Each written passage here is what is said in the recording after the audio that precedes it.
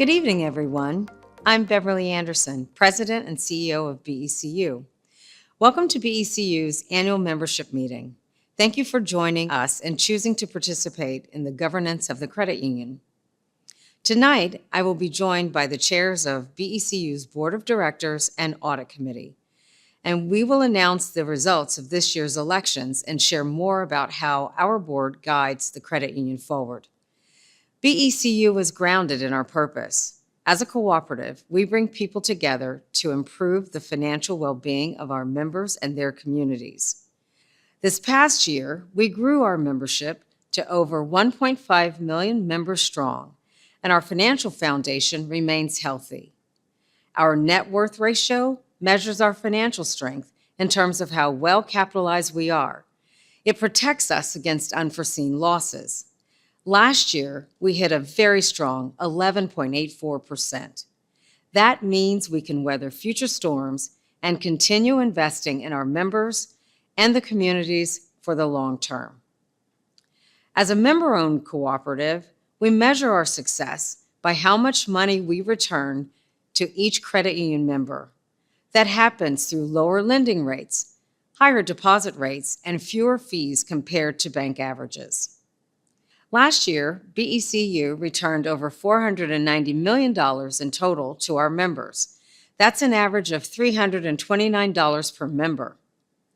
We also deepened our commitment to our communities, granting nearly $9.2 million to hundreds of nonprofits, and BECU employees volunteered more than 23,000 hours of service to community partners. We remain committed to helping build vibrant, productive, and healthy communities for today and future generations. For those who would like to learn more about our efforts from last year, the 2024 annual report is now available on becu.org. I encourage you to check it out. On behalf of BECU's board, our executive team, and more than 3,200 dedicated employees, I want to thank you for your membership. Now I'd like to introduce our board chair, Deborah Somberg, to officially call this meeting to order.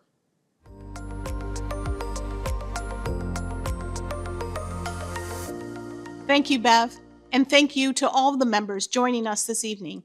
I'm Deborah Somberg, Chair of BECU's Board of Directors. I'm informed that we have a quorum. BECU's 2025 annual membership meeting is now called to order. The rules of procedure for this meeting are posted on our governance page on becu.org. If you have questions on any items we discussed this evening, you may submit them by email to communityrelations@becu.org, and a member of our team will get back to you. As our first item of business, the minutes of our 2024 annual membership meeting are now published on the governance page on becu.org. They are approved as posted. Next, I'd like to invite our Audit Committee Chair, Bill Longbreak, to present the Audit Committee's annual report to BECU's membership.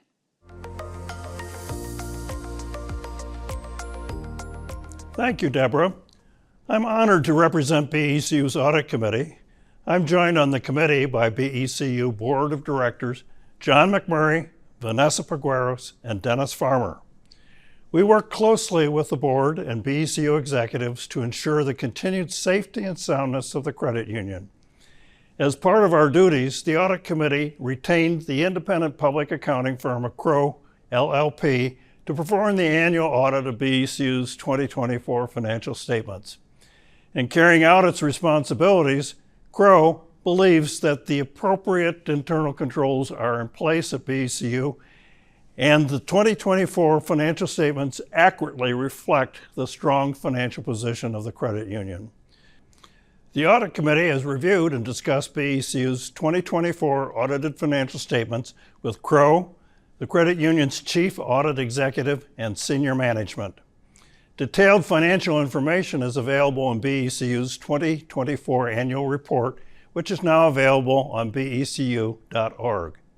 Before I close, I would like to thank John, Vanessa, and Dennis for their contributions to the Audit Committee this past year. It has been a pleasure working with all of you. And now, back to you, Deborah.